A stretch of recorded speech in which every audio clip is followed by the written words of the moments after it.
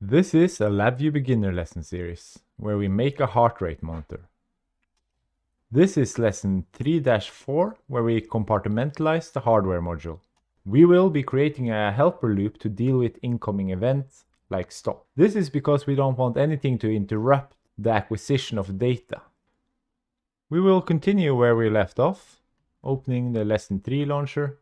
We'll start by fixing the largest error here. One of them is that we have two error wires running up and down. This is not good. We should have one common error running the whole way. So we'll start by remedying this.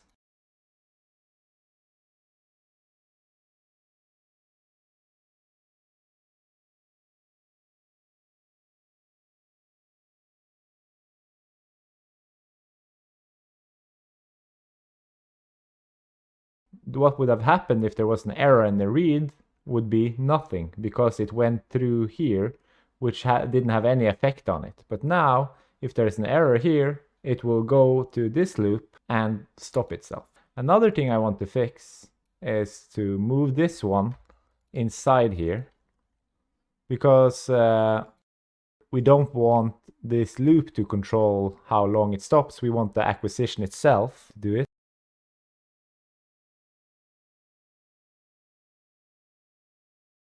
We also want an error in here, so we'll just copy this, write an error in, change to control.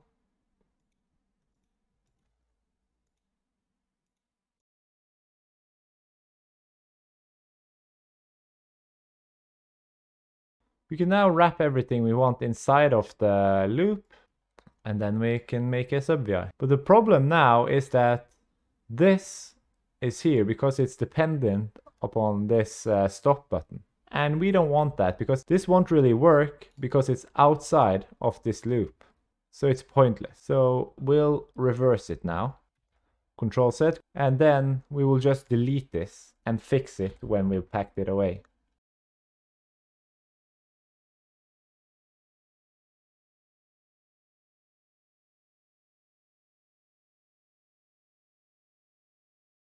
The name for this one will be heart rate monitor acquisition main. And we'll also edit the icon.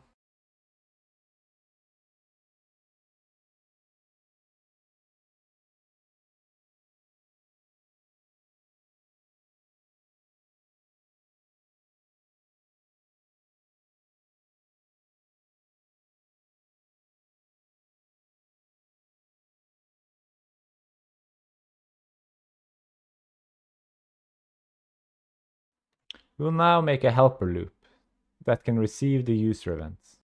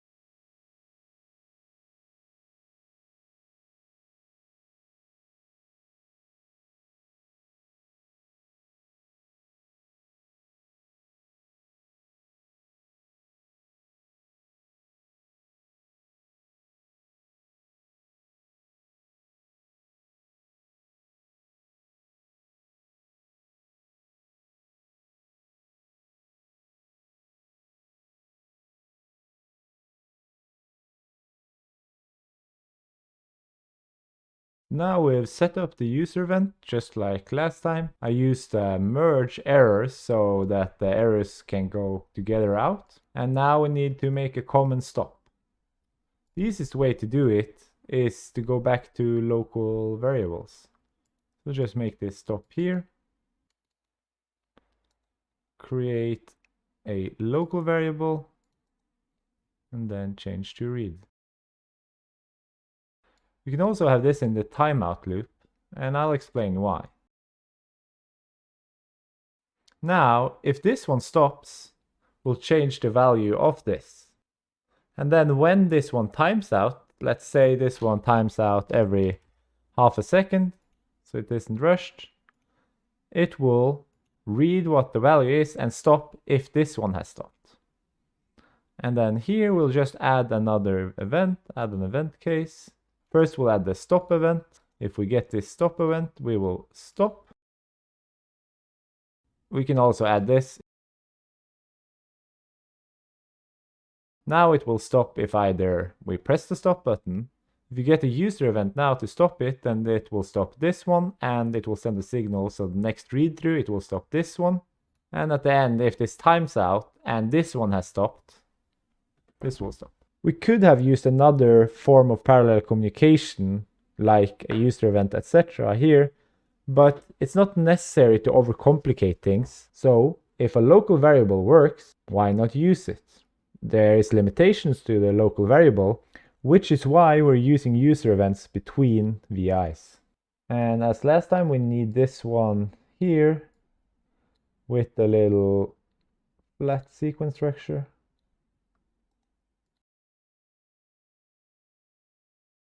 To make sure it's set to false at the beginning.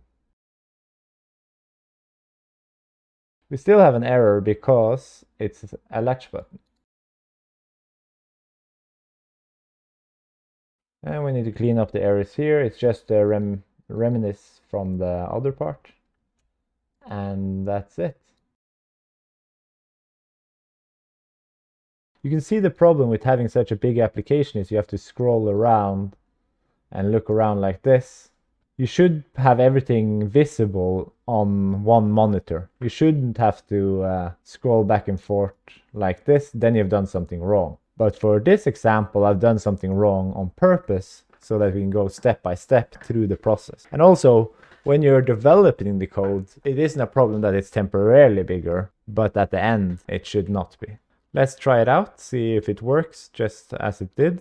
I'll tap it again, and it works. That's it for lesson 3-4.